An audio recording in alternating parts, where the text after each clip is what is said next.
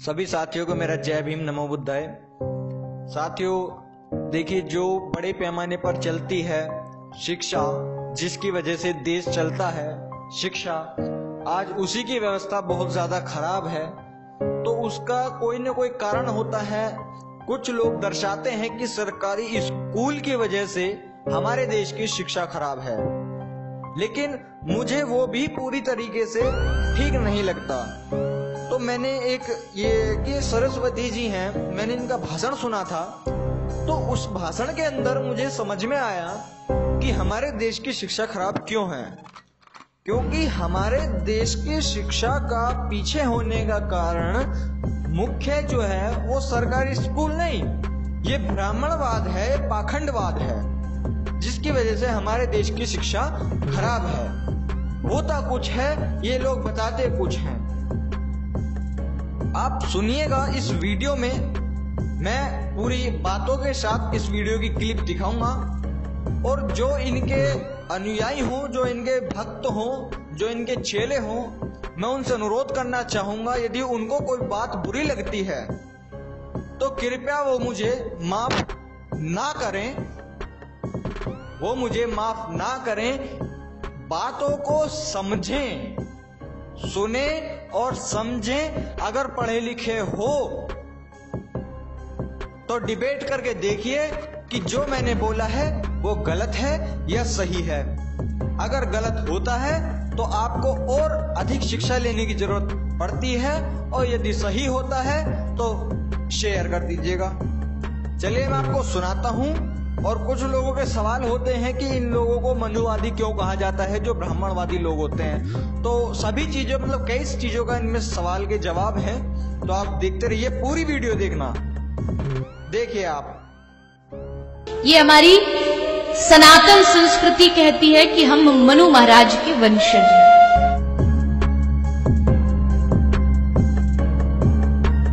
ये हिंदुस्तानी सभ्यता है। बाकी विदेशियों की सभ्यता तो न जाने क्या क्या तर्क देती है।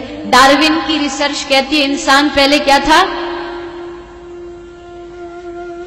बंदर था, और फिर विकसित होते होते होते होते होते जैसे जैसे विकसित हुआ फिर इंसान बन गया।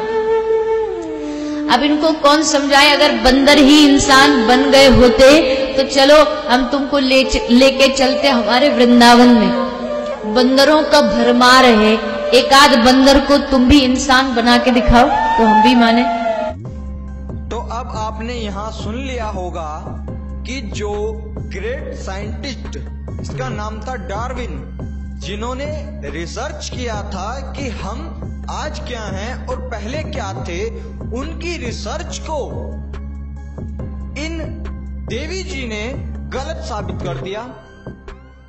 हम बंदर नहीं थे, हम तो मनु की संतानें थे, मनु की संतानें थीं।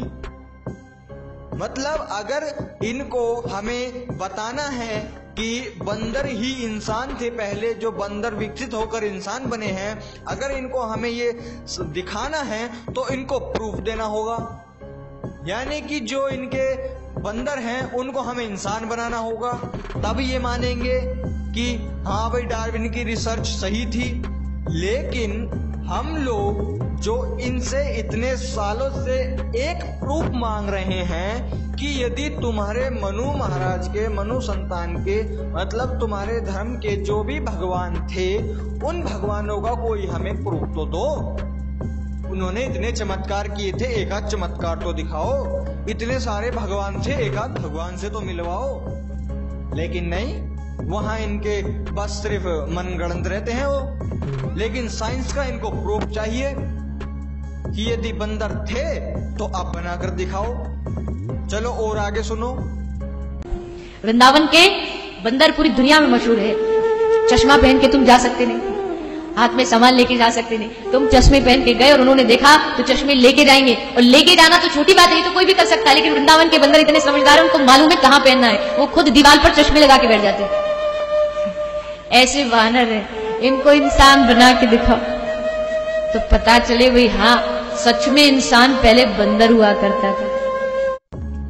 अब यहाँ सुनो, यदि हमें इनको साइंस को प्रूव करना है कि साइंस है, तो पहले इनके बंदरों को इंसान बनाना पड़ेगा, जब ये मानेंगी। इसकी वजह से हमारे देश की शिक्षा खराब है।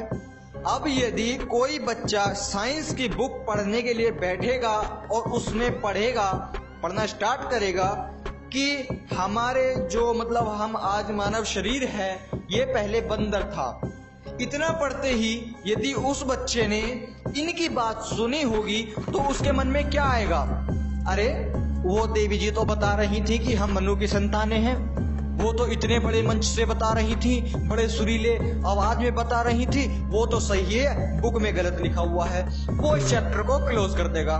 और चैप्टर क्लोज करने के बाद क्या होगा? जब एग्जाम टाइम आएगा, एग्जाम में सवाल आएगा कि जो पहले बंदर थे विकसित होकर के इंसान बने, उसकी खोज किसने की थी? बच्चे को पता ही नहीं। पता क्यों नहीं? वो उसने पढ़ा नहीं। पढ़ा क्यों नहीं? क्योंकि उसने तो देवी जी का भाषण सुन लिया था ना कि हम बंदर तो थे ही नहीं, हम तो मनु की संतानें थी। और सुनिए आप। एक बालक अपनी मैया के पास गया, बोला मैया हम हमारे पिताजी कह रहे कि इंसान पहले बंदर था, हम पहले हमारे दादा परदादा बंदर थे। माँ बोली नहीं, हम मनु महाराज की संतान, हम भगवान की संतानें हैं। तो वो बोला नहीं पापा तो कह रहे बंदर की संतानें हैं। तो माँ बोली बेटा अपना अपना बात है, वो भी सही कह रहे, मैं भी सही कह रही हूँ, बात इतना है वो अपना वंश बता रहे, मैं अपना वंश बता रही हूँ। अब आप यहाँ सोच करके देखिए, यदि इन बातों से बच्चे का दिमाग खराब नहीं होगा तो और क्या होगा? मतलब बच्चे को उलझन में डाल दिया है कि मैं अपनी माँ की मानूं या अपनी बाप की मानूं। इनकी बातों से ये बयां होता है कि आधे लोग मनु की संतानें थी, आधे लोग बंदर थे। अब इसमें कोई बच्चा क्या समझे कि हम पहले वानर थे या हम पहले मनु की संतानें थीं। इनकी वजह से आज बच्चे अशिक्षित रह रहे हैं, क्योंकि वो किताबों से ज्यादा इनकी बातों को सुन रहे हैं। हमारा जो सनातन धर्म है ये कोई तथाकथित मनगढ़ंत बातों पर नहीं बनाया गया है, इसमें एक बहुत बड़ा तथ्य समाया है जिसको आज विज्ञान हजारों वर्ष बाद ढूंढ रही है। हमारे ऋषि मुनियों ने उसको करोड़ों वर्ष पूर्व ढूंढ लिया था। अब ये कहती हैं कि जो लोग आज इतनी कड़ी मेहनत कर रहे हैं, साइंस में खोज कर रहे हैं, मतलब एक तरह से रिसर्च कर रहे हैं, चीजों का निर्माण कर रहे हैं, ये सब हम लोग आज कर रहे हैं, लेकिन इनके धर्म ने ये सब चीजें करोड़ों वर्ष पूर्व ही कर चुके हैं। जिन चीजों की हम खोज आज कर रहे हैं वो पहले हो चुकी हैं। चलिए आगे की बात बाद में बताऊंगा, पहले आप इनकी और चीज सुनिए। आज तुम एक हवाई जहाज बनाते हो और ये कहते हो देखो इंसान कितना विकसित हो गया, एयरप्लेन बना दिया, हम उड़ रहे हैं हवा में। लेकिन पहले के समय तो ऐसे विमान होते थे, पेट्रोल डीजल की जरूरत नहीं थी, मन से बस कहो कि यहां जाना और मन से पहुंच जाते थे। अब आप सुनो, भला है कोई फेंकने की हद?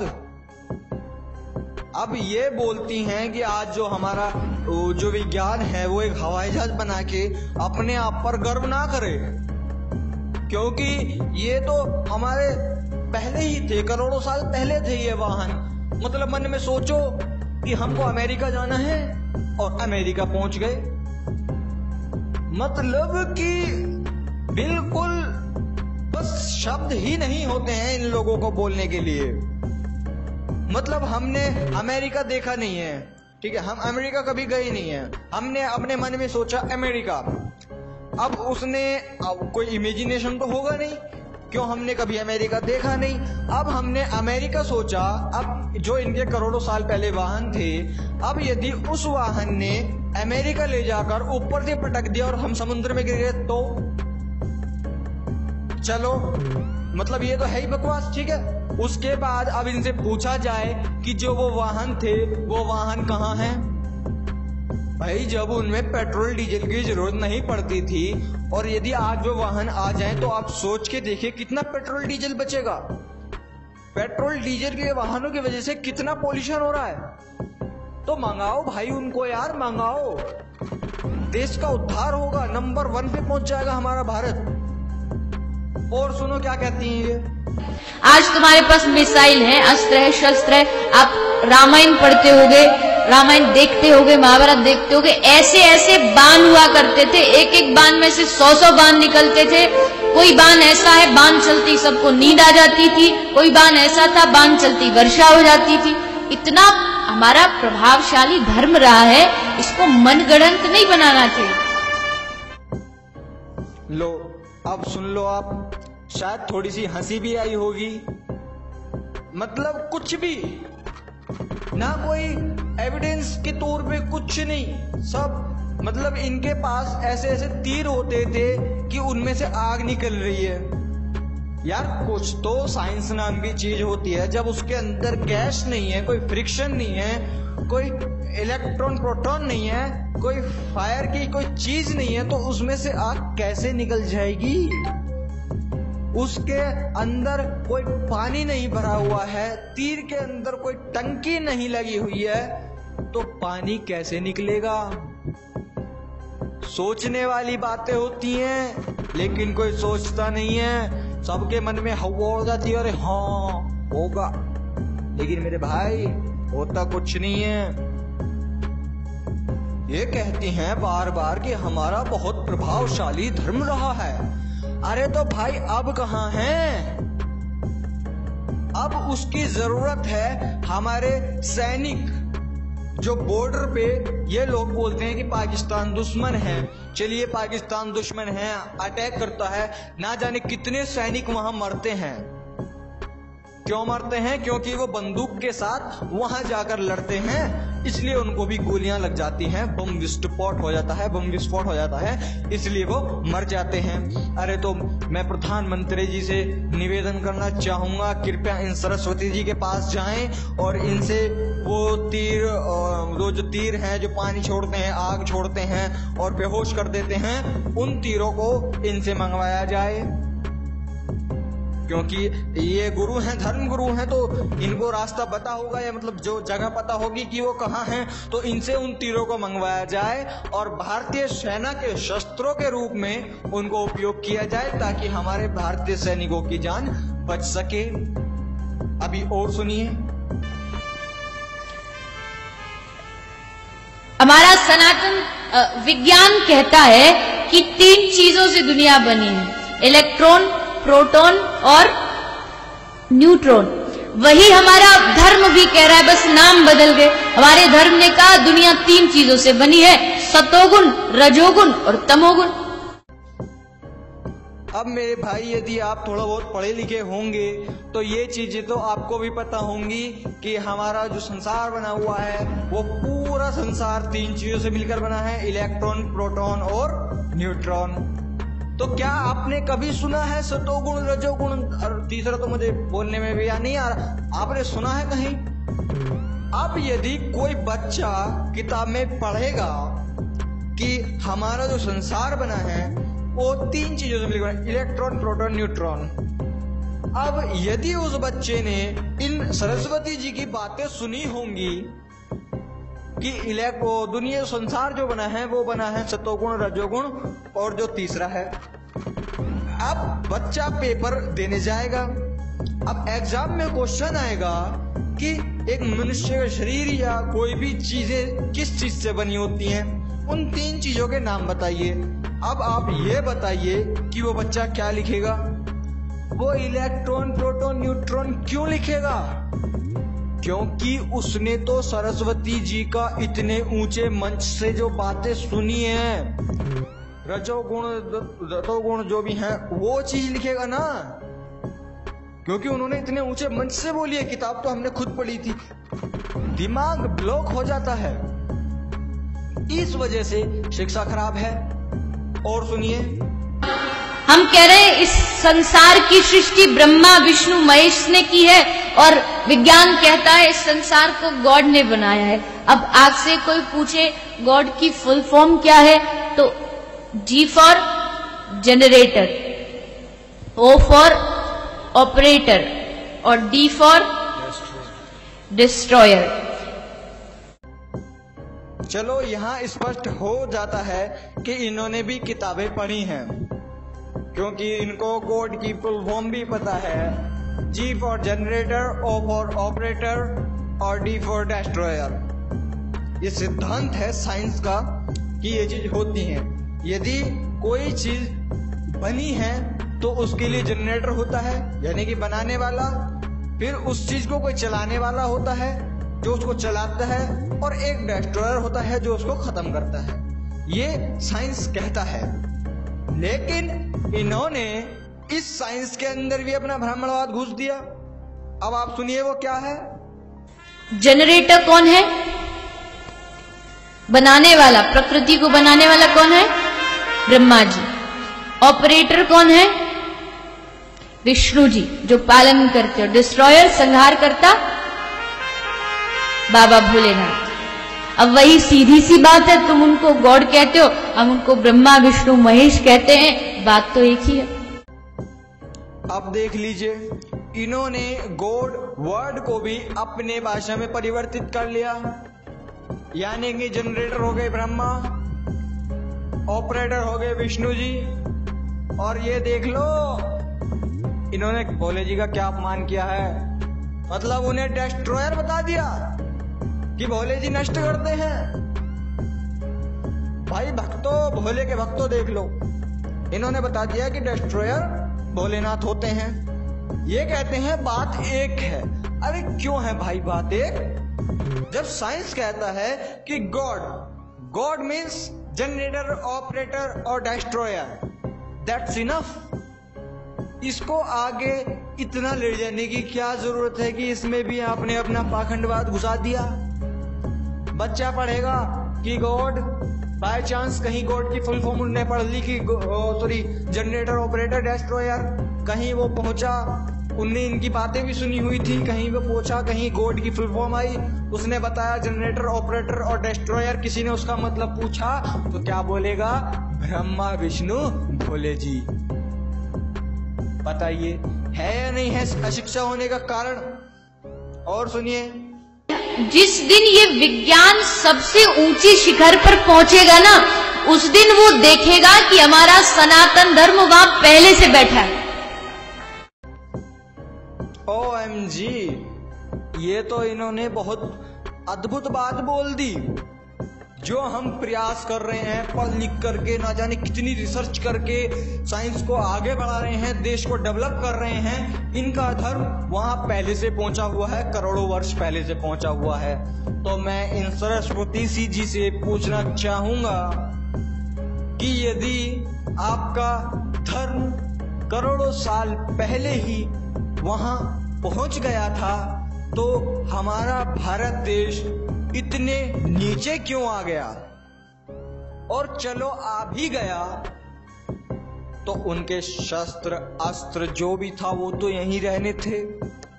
और दूसरी चीज, मैं सरस्वती जी से निवेदन करूंगा कि कृपया उस धर्म को, उस धर्म के शस्त्रों को, अस्त्रों को, वाहनों को कृपया करके बुला लें, क्योंकि बहुत समय और बहुत कष्ट लगता है किसी चीज को निर्माण करने का। यदि एक हवाई जहाज हमने बनाने का निर्णय लिया है तो उसमें बहुत टाइम और मेहनत लगती है। पहले उसको मतलब एक आइडिया लो, आइडिया के बाद पार्ट्स तैयार करो, पार्ट्स के बाद इंजीनियर, इंजीनियर के बाद टाइमिंग, टाइमिंग के बाद ब्रिक हॉल जिसमें हम उसे बनाएंगे। ना जाने कितने सालों के बाद एक हवाई जहाज जा करके तैयार होता है फर्स्ट टाइम। उसके बाद तो मशीनें बन जाती हैं, लेकिन फर्स्ट टाइम। लेकिन इन्होंने उस बनाने वाले को मट्टी खराब कर दी। तारीफ करने की बजाय ये बोल दिया चुटकियों का काम है ये तो मैं निवेदन करूंगा कृपया उन्हें बुला लीजिए। ऐसे वाहनों की हमें जरूरत है कि मन में हम सोचें गाजियाबाद पहुंच गए, गाजियाबाद, अमेरिका, अमेरिका, कर्नाटक, कर्नाटक, भोपाल, भोपाल। तो बुला लीजिए और देख लीजिए आपकी क्या है ये। किसी ने कहा, कोई विदेशी ने पूछा, आप गाते रहते हो सारे जहां से अच्छा हिंदुस्तान हमारा, हरा भारत ये है वो है, फिर आपके भारत में इतनी गरीबी क्यों है? आपके भारत में इतनी दरिद्रता क्यों है? भाई ये तो पॉइंट ऑफ व्यू है, क्योंकि हमारे देश के अंदर बहुत ज्यादा मात्रा में ये गाना गाया जाता है, सारे जहां से अच्छा हिंदुस्तान हमारा, यानी हिंदुस्तान हमारा।